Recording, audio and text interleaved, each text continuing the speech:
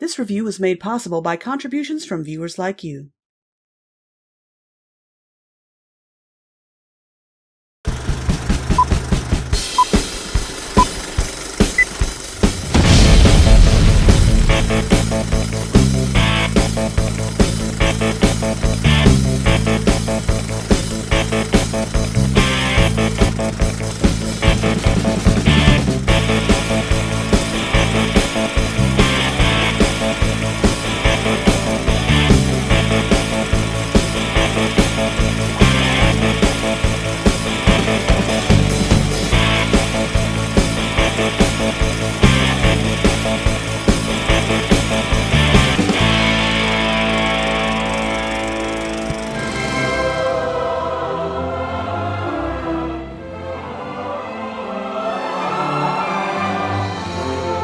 Hey guys, it's February, which means that it's time to look at a block of movies aimed more towards the feminine persuasion. Let's start things off by checking out the classic Disney fairy tale, Enchanted. We begin on, appropriately enough, a storybook of the fairy tale in question. You know, flowers do come in other colors. Yes, but how can we associate them with something girly if they're not pink? Julie Andrews plays the narrator as we travel into the faraway kingdom of Andalasia. We're introduced to Princess Giselle, a practically perfect princess right down to the beautifully hand-drawn animation that Disney has otherwise completely abandoned. Seriously though, it's pretty disheartening to know that all of this gorgeous animation is being used on what's essentially a parody of Disney's legacy. You guys don't want to throw this kind of animation into one of your legit works? People want to see this again. Anyway, Giselle is putting together this little effigy of her dream prince, but she can't do it without the help of her animal friends, because princess.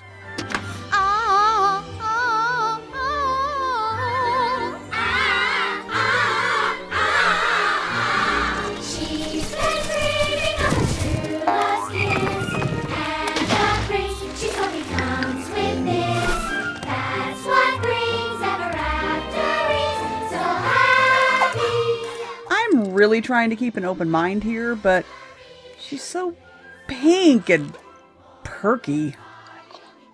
Yeah, sorry about the perky, but what can I say? Amy Adams does it perfectly. We then meet Prince Edward and his lackey Nathaniel, played by, and amazingly capturing the likenesses of, James Marsden and Timothy Spall, respectively.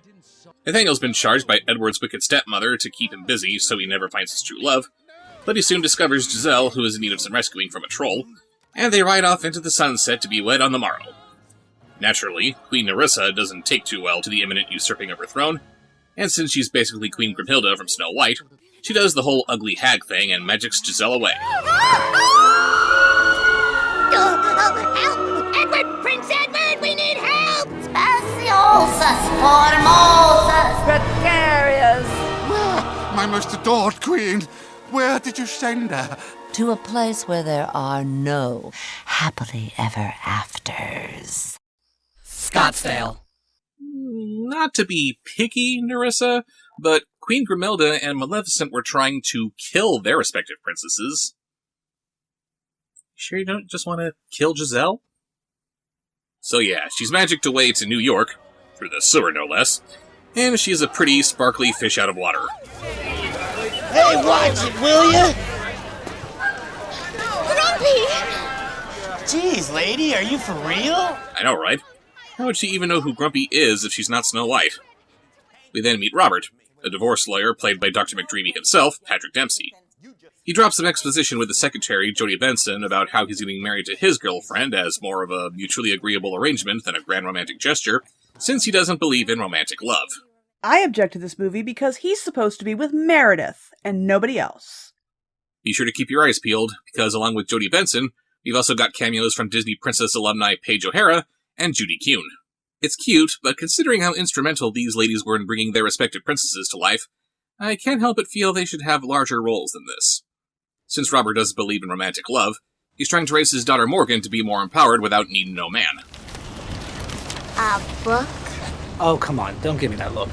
I know it's not that fairy tale book you wanted, but this is better. Look at this, see? Rosa Parks, Madame Curie.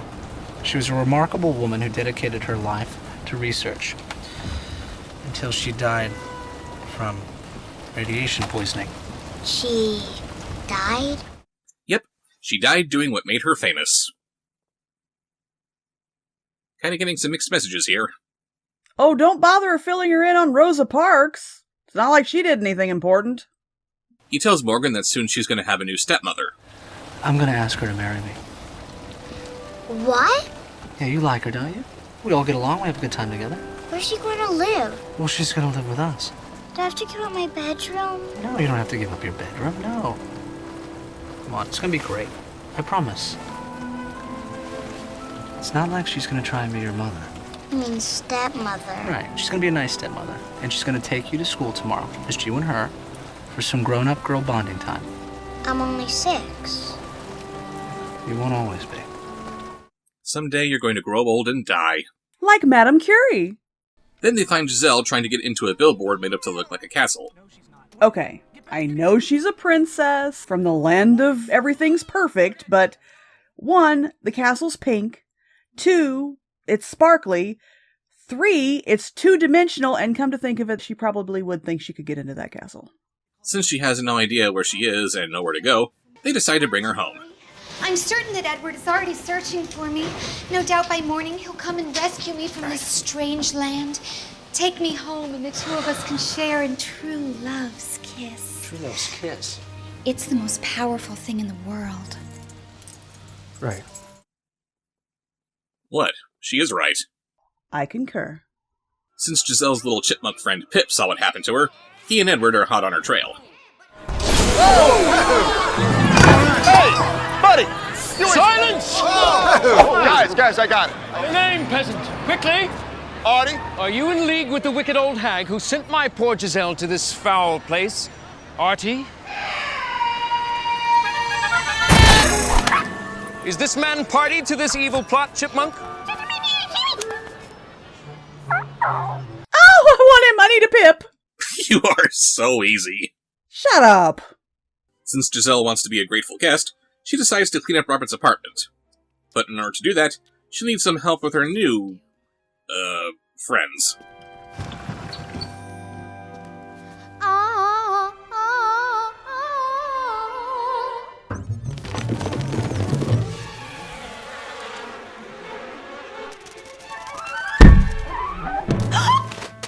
Oh my goodness! Are you all right? All right, everyone. Let's tidy things up. Come, my little friends, as we all sing a happy little working song. Merry little voices, clear and strong. Come and roll your sleeves up, so to speak, and pitch in. Cleaning crud up in the kitchen as we sing along. To rill a cheery tune in the tub as you scrub a stubborn mildew stain. Ah! No! Don't want! What? They're helping clean things up. Shut up more! We'll keep singing without fail, otherwise we'd spoil it. Hosing down the garbage pail and scrubbing up the toilet. Ooh, how we all enjoy letting loose with a little la-da-dum-dum-dum while we're emptying the vacuum. And she's singing about toilets and vacuums, despite having no knowledge of them, but she's singing about them anyway just because singing is happening. That's the power of the Disney princess, baby. As we're finishing our happy working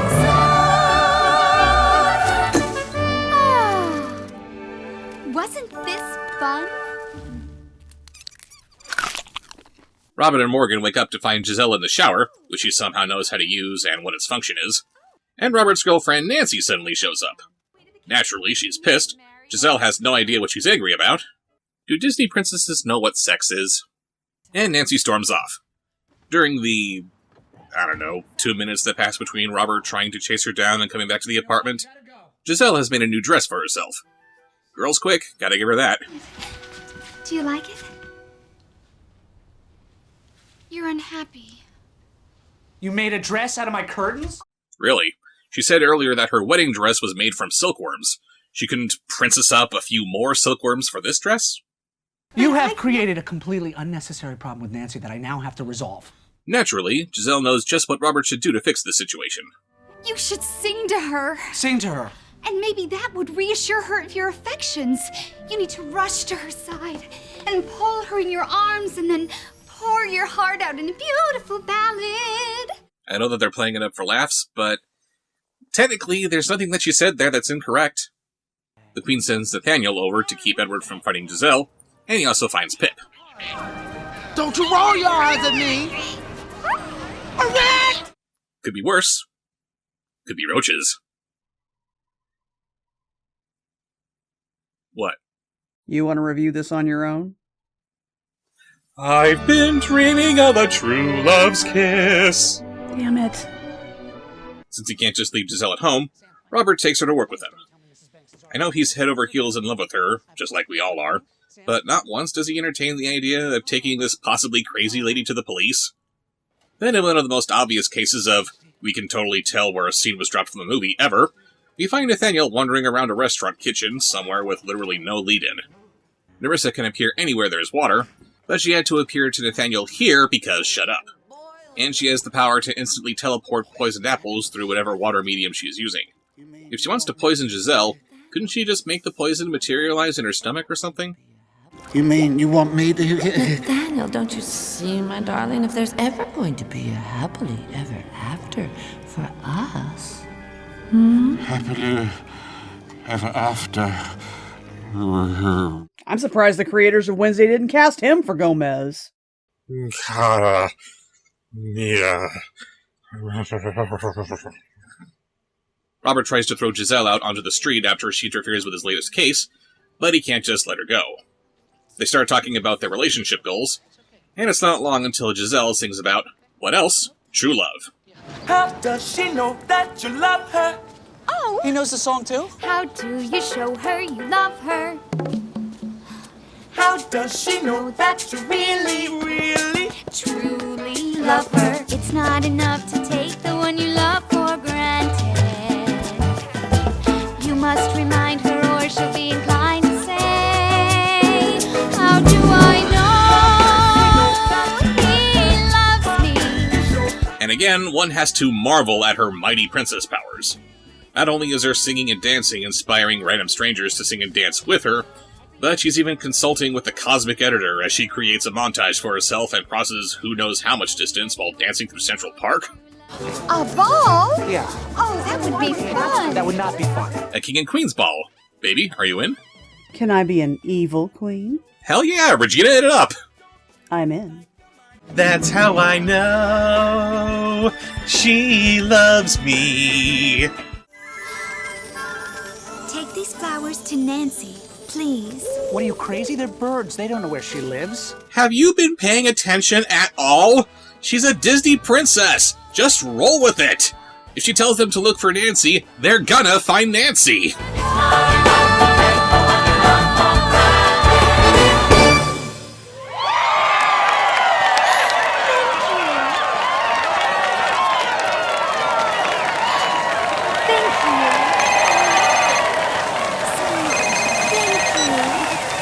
Nancy? Thank you. Well, you're welcome. No, I'm glad you like them. How did she know they were from him? Did the doves tell her? How did she know they were from him? Wait, never mind. These are magical Giselle doves. If they can find Nancy, no last name, in the middle of New York City, with no address, I'm sure they can find a way to let her know that Robert sent them. So Nancy forgives Robert. Then we jump over to Edward and Nathaniel taking a break in a sleazy hotel.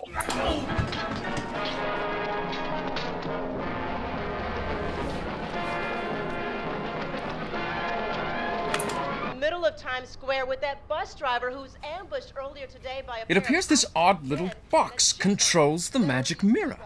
They were dressed all freaky. Then this chipmunk. I've always been in love with you. Don't you have any self-respect? I don't need self-respect. I just need your lips against mine. How could I love a man who doesn't even like himself? I'll tell you what I love. This little cameo with Belle being accompanied by the theme for Beauty and the Beast in a minor key.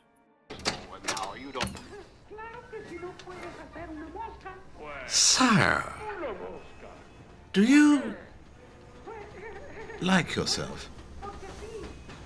What's not to like?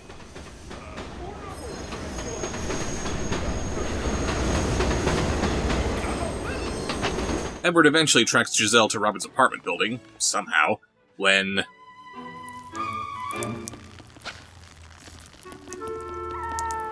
One, really? Two, you want to get your dog to stop peeing on this guy, lady? Three, really? While Edward looks for Giselle by knocking on every door in the building, I guess, Robert insists on telling her that he's not coming. Considering everything that we've seen so far, I'm actually kind of surprised that Giselle doesn't just sing for Edward to find her. No, not like singing so he has something that'll lead him to her. I mean, she just starts singing, and with her magical musical editing powers, he just poofs right in front of her. Seems to me like she should be able to do that, right? He is coming. Giselle, I don't think so. No. Yes. I have to disagree. No. No? No. Is that the only word that you know? No? No. Oh, yeah. No. No. No. No. Oh. I mean, no. Oh, No. No. Over and over again. Every word out of your mouth is no. It makes me so... Oh, sometimes you make me so... Make you so what? You make me so... angry. I'm angry. And you're angry while wearing that smile. Time for you to just slowly back away, McDreamy. Robert leaves before they have some violent, angry cuddling. Then we cut to the next morning. Good morning. Morning, Daddy. Good morning. Good morning. Morning. Made breakfast. Just don't ask which one of our friends made the coffee. I'm leaving. Oh. Does that mean you don't love me? That's not... I hate you. I love you too. Edward finally tracks her down, but since Robert's been putting realistic ideas into her head, gross, Giselle wants to go on a date with Edward before they return to Andalasia. And what could be more appropriate than the ball that Robert and Nancy are attending?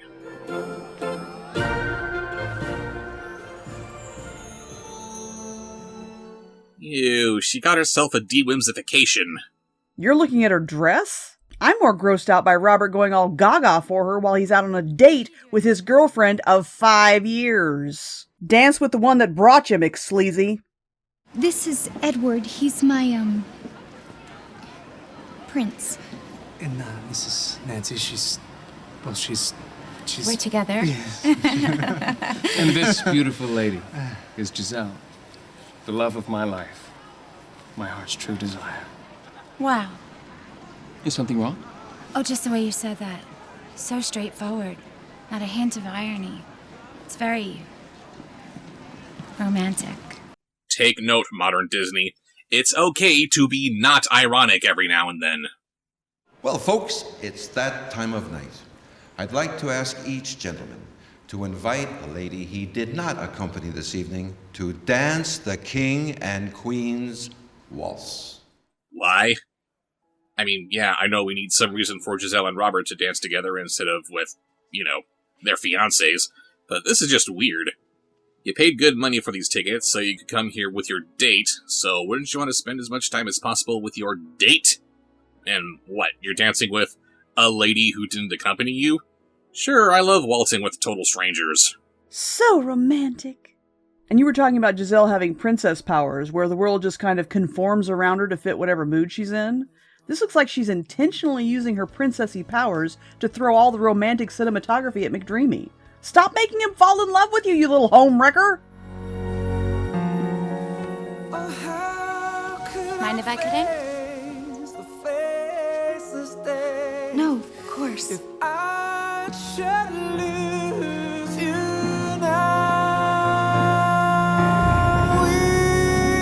So close to reaching that famous happy end, and almost believing this was not pretend. Let's go. You're sad. Oh no, I'm fine. Ah! She said the F word! Just a little hint to all the Prince Edwards out there. If she says it's fine, it's not. Fine means you better fix it. But oh no, Nerissa has crossed over into our world, and she turned into Susan Sarandon in the process. But she dons her old hag face to trick Giselle into making the pain of her broken heart go away forever. And might I say, kudos to the makeup team on this movie. Would anyone be able to see Susan Sarandon in there if I didn't just tell you that's her? So Giselle takes a bite and dies. Nathaniel nuts up and tells them that Nerissa's to blame, and Robert comes to the conclusion that only true love's kiss can save her. True love's kiss? What? It's the most powerful thing in the world. Yes, of course. I knew that.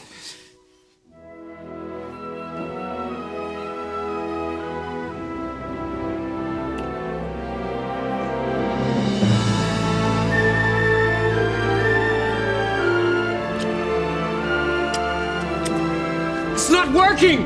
That's because you have no game. Stop smashing her face! Unless... It's not possible. It couldn't be me. Don't you see? I barely know her. I've only known her for a few days. It has to be. Kiss her, Robert. It's okay. What? Why does this movie have such a hate boner for Nancy? She's been strung along for years, with no hint that their relationship would ever move beyond, what, a business arrangement with benefits? Then Giselle comes along and uses her princessy mojo to brainwash this total stranger into falling for her, and Nancy's fine with it? Hashtag justice for Nancy. Nerissa ain't having none of this either, so she breaks out the big guns. You want a show? I'll give you a show. I put a spell on you, and now you're gone. No, actually, she turns into a dragon. You know, like evil sorceresses are supposed to do. Or she turns into one of those rare horse-mouthed dragons. This design is just weird. She grabs Robert and climbs up to the roof with him because... I don't know, she's somehow a fan of King Kong.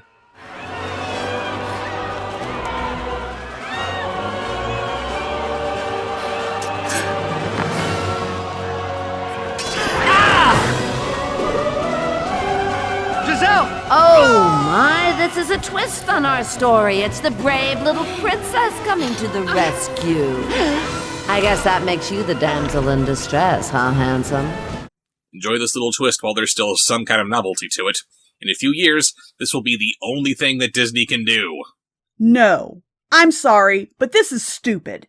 Giselle is not the kind of person who'll just pick up a sword and start slaying a dragon. Again, she has these crazy princess powers, right? Use them to call her animal friends. Have some pigeons show up and peck her eyes out. Make her get eaten alive by rats. Grab some curtains and turn them into a dragon-sized straitjacket.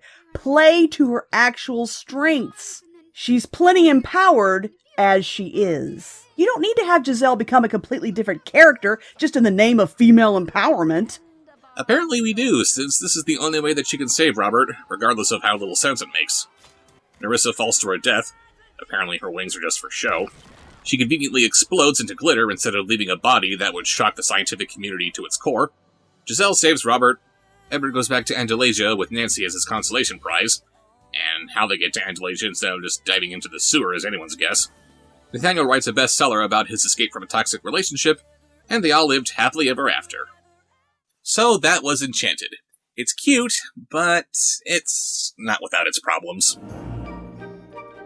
The animation is beautiful and really harkens back to Disney's Golden and Renaissance eras. Amy Adams plays a perfect Disney princess. Susan Sarandon does a great job playing the evil sorceress that Angelina Jolie should have been. The songs are catchy, and Disney doing a tongue-in-cheek poking fun at its own tropes and legacy was admittedly funny before they decided to throw more cynical deconstructions into everything they do now. I love the subversion of Giselle falling for a guy who doesn't think that fairy tale romance is real, but not while he's with Nancy. While that's a big problem that just makes Dr. McDreamy more creepy, it wouldn't be that big of a kink to iron out, really. Let me pitch this to you. Nancy is unhappy with the relationship she has with Robert. He does love her, but not in the romantic sort of way that she craves. She wants to be swept off her feet. She wants to ride off into the sunset with her prince. But Robert doesn't even believe in marriage, which makes sense since he is a divorce lawyer, remember? Robert eventually meets Giselle, who radiates whimsical romance, and sure, he's inexplicably drawn to her, but he feels terrible about it. Nancy, likewise, meets Edward, and is completely infatuated with him, and his over-the-top romantic nature. Robert is still trying to maintain his relationship with Nancy. He invites her to go to the ball, but it feels very forced and unnatural. Giselle and Edward are also in attendance. Queen Nerissa shows up. Giselle is poisoned, and Edward concedes that true love's kiss must come from Robert. He doesn't like it, but he can easily tell that Robert is in love with Giselle ever since their first meeting. She awakens from true love's kiss. The Queen runs off with Robert, and Giselle runs off to save him, to Edward's complete heartbreak. Giselle saves Robert. The Queen is killed, and Nancy breaks up with Robert because it's obvious that they can't make each other happy. On her way out to go home, Nancy sees a despondent Edward, and she reassures him that any woman would be happy to have him, while maybe offering him Giselle's discarded shoe to put on her foot. Edward, taking a chance on Nancy, then invites her on a date so they can share a dog sandwich. Boom! Problem solved. Our romantic lead is not the dumper, but the dumpee. That is a horrible way to put that, but that does make it better. Unfortunately, it's going to take more than a little change like that to fix what's wrong with the sequel as we continue into Enchantuary. See you next time. How do I know he loves me? How do I know he's mine? Well, does he leave a little note to tell you you are on his mind? Send you yellow flowers when the sky is gray. Hey, he'll find a new way to show you a little bit every day. That's how you know. That's how you know he's your love.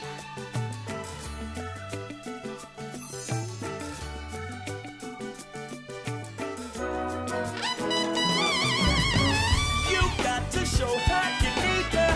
Don't treat her like a mind reader. Each day do something to lead her to believe you love her. Everybody wants to live happily ever after. Everybody wants to know their true love is true. How do you know he loves you? That's how you know it's true. Because he'll wear your favorite color just so he can match your eyes. Plan a private picnic by the fire's glow. His heart will be yours forever. Something every day will show. That's how you know. That's how you know. That's how you know. That's how you know. That's how you know. That's how you know he's your love. That's how she knows that you love her. That's how you show her. That's you how love you her. know. You got to show her you need her. Don't treat her like a mind reader.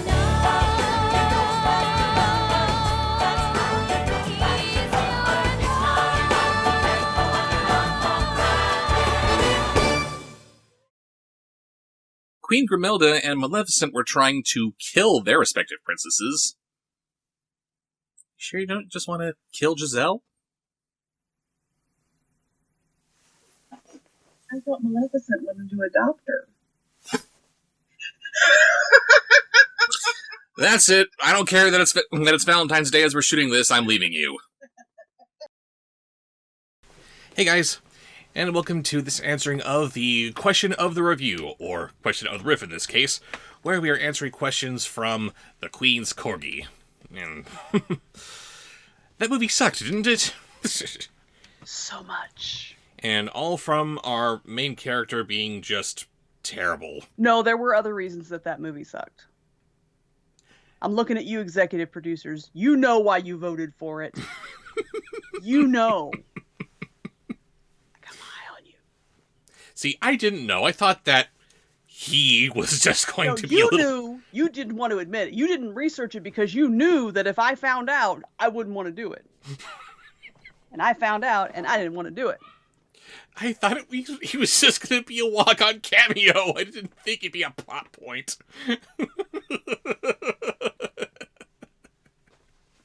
She's the queen. How many politicians does she run into every day of her life? A lot. I imagine so. But at the time that this movie was created, who was the one that was on the news and making the most of an ass of himself and embarrassing his country? Oh, him.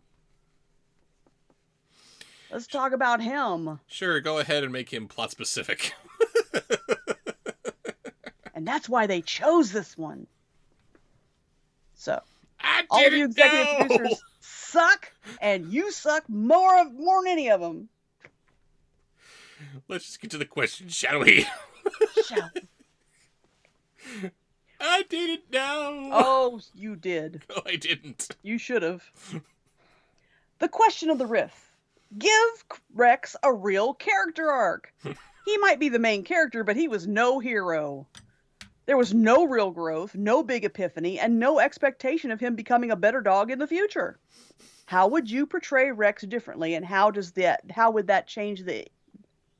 the ending of the movie change? I'm trying to paraphrase what I wrote instead of just reading it. Anyway, I said, Rex ends up in the pound and finds that Wanda is a victim of domestic violence at the paws of Charlie. Boo. Which was the case. Hello? Except no one cared. They cared. Oh, no, sorry, I can't. Well, too bad. Good luck, Wanda. Oh, anyway, well. I digress. No one will help her because they're scared of Charlie. But Rex has no fear due to his cushy, sheltered life in the palace where he's been in charge. He chivalrously... Oh, there's that word again.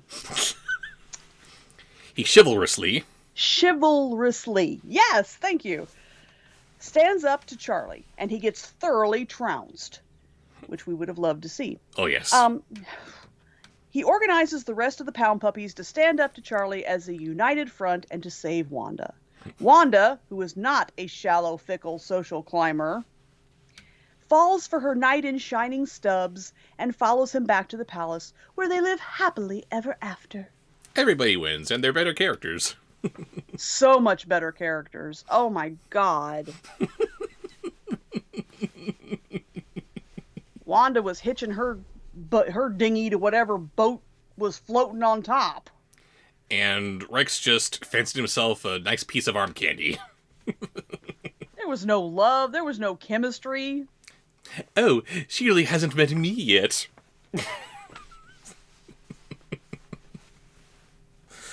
Yes, corgis are little tiny stumpy piles of confidence, but there's a difference between that and smarmy.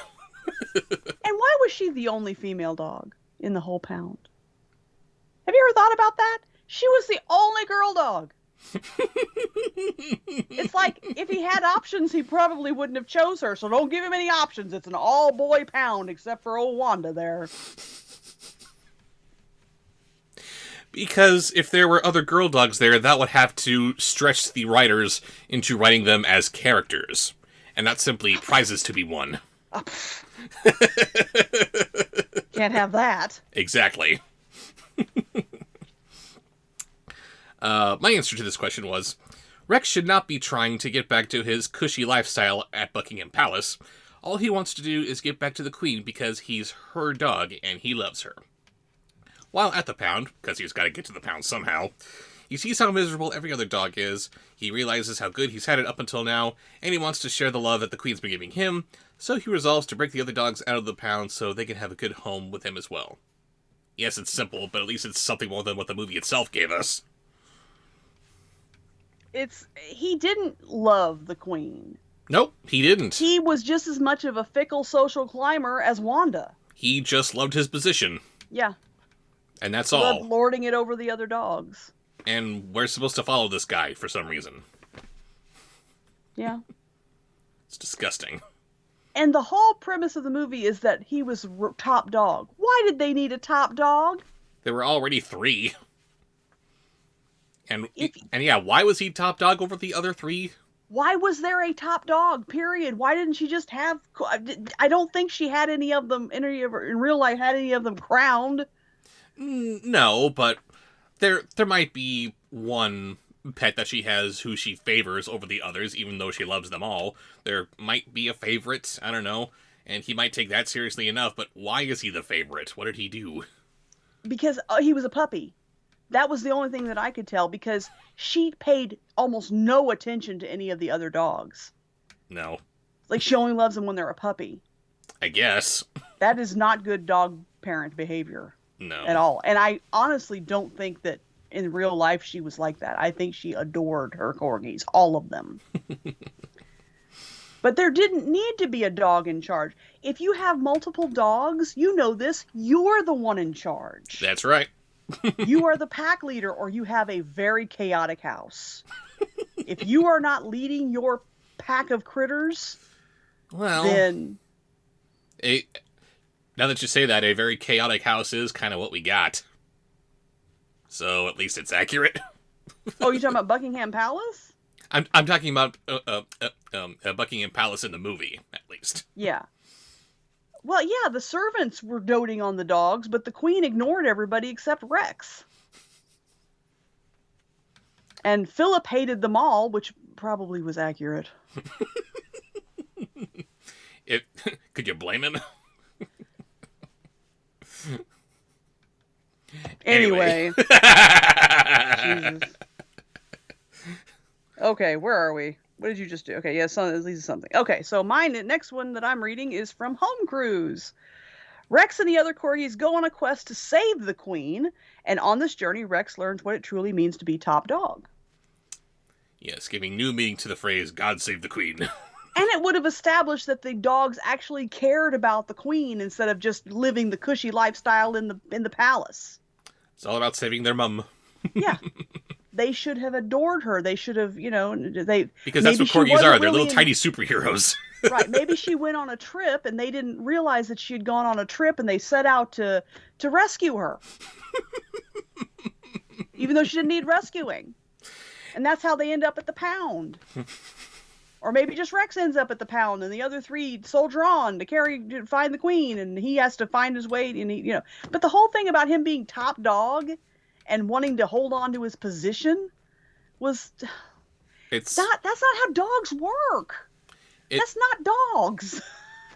It could be a good setup if you're going to have this dog actually learn something by the end. Like, being top dog doesn't actually matter or something. But no, that's what it was all about. That's the whole story. He's got to be top dog. It was ill-conceived from the onset, from the outgo. Absolutely. The minute that it was just a bad idea. It was a bad idea. They never should have made this movie. We'd have been better for it to not have seen it. Nobody Z26 says, here's an idea. The corgis have a secret job of delivering the queen's or king's letters. Rex is the next in line to take on the job, but Rex being the pampered puppy doesn't take the job seriously. He's supposed to deliver a letter to someone. However, he drops it in the mailbox. Charlie steals the letter and gives it to his master/owner, who is an evil duke, because of course he is. Twirl the mustache. The letter reveals who will be next to inherit the throne. Rex learns how important the letter is and tries to get it back, only to end up in the dog pound. There he realizes how awful he has been, and with the other dogs' help, he escapes, steals back the letter from Charlie and his owner, and hands it to the rightful heir.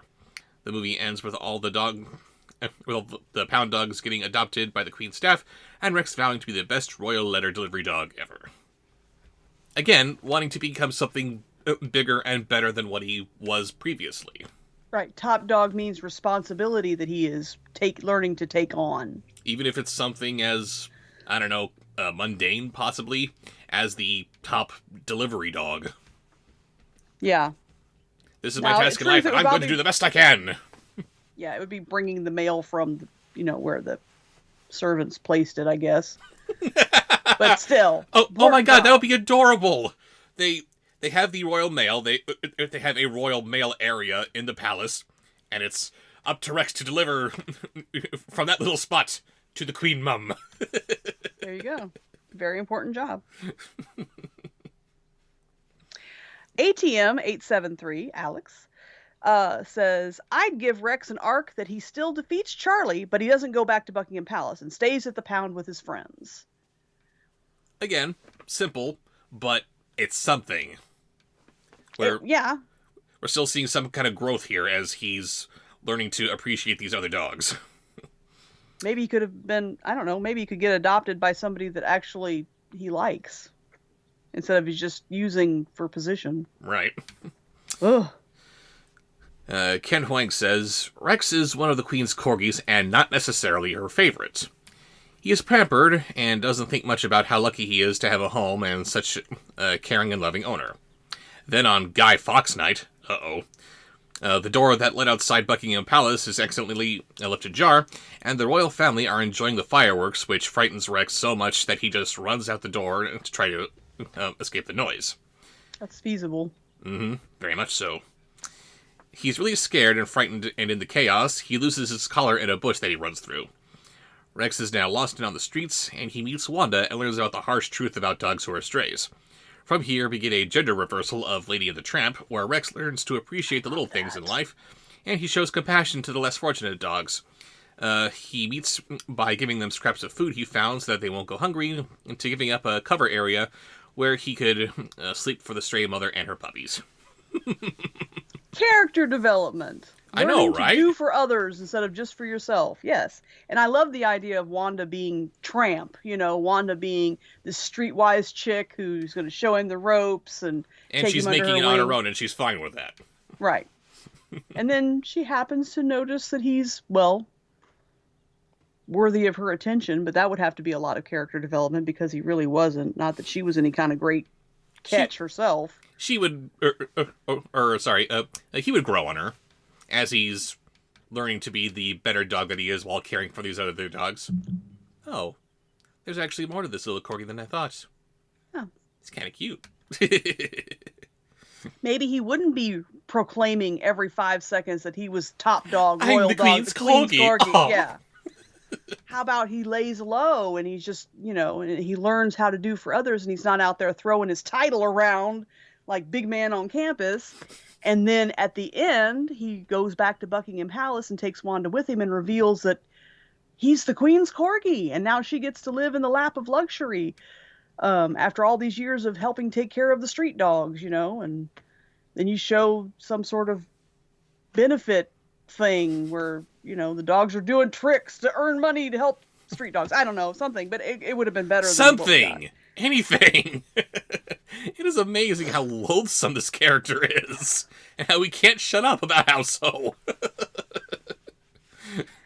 Superfan Music Maker 2388 says, I'd give him the same general arc of bonding with Pound/Stray Dogs and learning not to care about his top dog status, but I'd give it a proper setup. Oh boy, that would help. Before he goes missing, have scenes early on where Rex has to interact with lesser dogs, and while he's more innocently insensitive instead of the complete asshole we see in the finished film, there's still a sense that he looks down on and doesn't respect his subjects.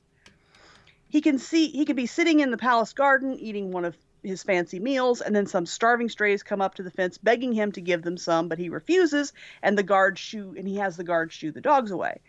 This not only sets up a conflict when the same strays have to help him later, but it also leads to an ironic echo near the end where Rex returns to Buckingham Palace and is shooed away just as they were.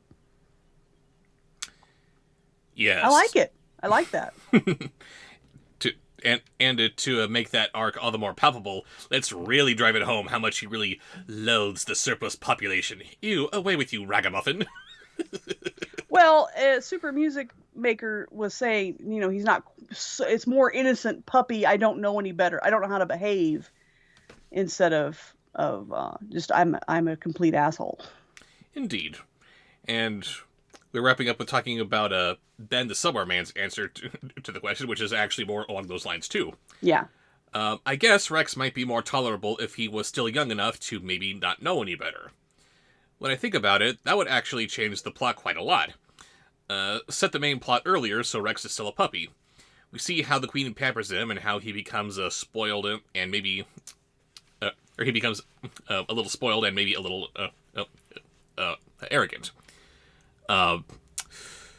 Nelson, the eyebrow dog, tries to mentor him on how royalty ought to behave, because he is the noble one after all. That's who should have been top dog. If there had to be a top dog, it was obviously supposed to be Nelson. He got it. But Rex is still too playful and distractible for any of that to sink in.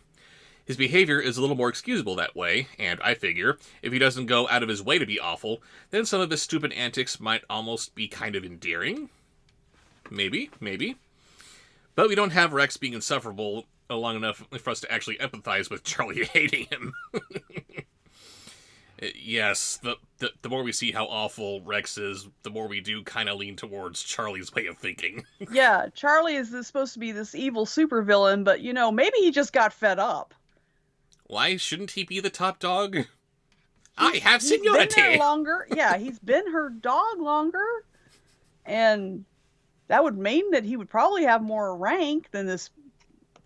You saw the heartbreak in his eyes when he wasn't getting belly rubs? Yeah. Love me. Wait, what?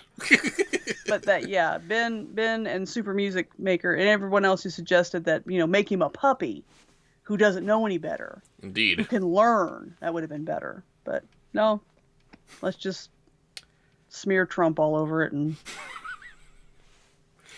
we're getting to that point here. Oh, there's more? Yes. Oops. Plus, it makes Charlie much more of a villain, other than the true hero of the story, if he tries to murder an ignorant little puppy. Yes, make him really terrible. We'd also be able to do away with the Trump subplot and the pointless romance, because that'd be even more ultra creepy. Instead, we could fill that time with actual character development. Have Rex learn something instead of deciding out of nowhere that he's less of a jerk. Yes, we don't... As terrible as that line is, we don't want "go grab some puppy" to be literal. And newsflash, Trump was the only president in history that didn't have a dog. They tried to give him a dog and he sent it back. Tried to give him a golden doodle. Because golden doodle. I think so. It was a golden something because he was so into gold. Ew. So best thing he ever did for that dog was turn it down, I'm sure. That would have been a horrible existence.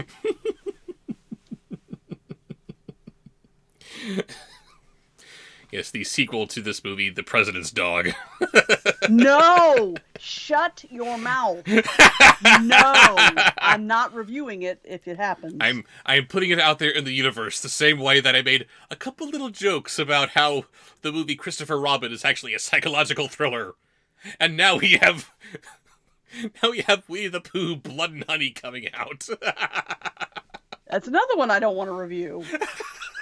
But The President's Dog, you're on your own. Absolutely. If it's that. Excuse for a president. Anyway, thank you all for answering this particular question of the riff. And we hope you had fun with us as we're reading these to you. And as always, don't forget to answer the future questions in the reviews and riffs to come. Anything else? No, you pretty much said it all. Yes, got it. Well, keep commenting, keep answering the question. We are going to be more diligent about keeping up with talking about your answers. We're going to try to put them at the end of every, the next review or riff. Try to make this a weekly thing. Yes, definitely. We're working on that. So you keep commenting, keep sharing the videos. It helps the algorithm.